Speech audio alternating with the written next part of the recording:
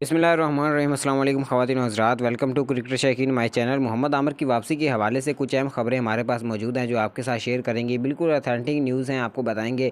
इस वक्त social media पर मोहम्मद आमिर की वापसी के हवाले से बहुत सारी खबरें गर्दिश कर रही हैं। रमीज़ राजा ने भी इस हवाले से एक बड़ा ऐलान किया है और उन्होंने लोगों की जो कन्फ्यूजन है उसको दूर करने की कोशिश की है। आज की इस वीडियो में हम आपको मुकम्मल इन्फॉर्मेशन देने जा रहे हैं मोहम्मद आमिर की वापसी के हवाले से।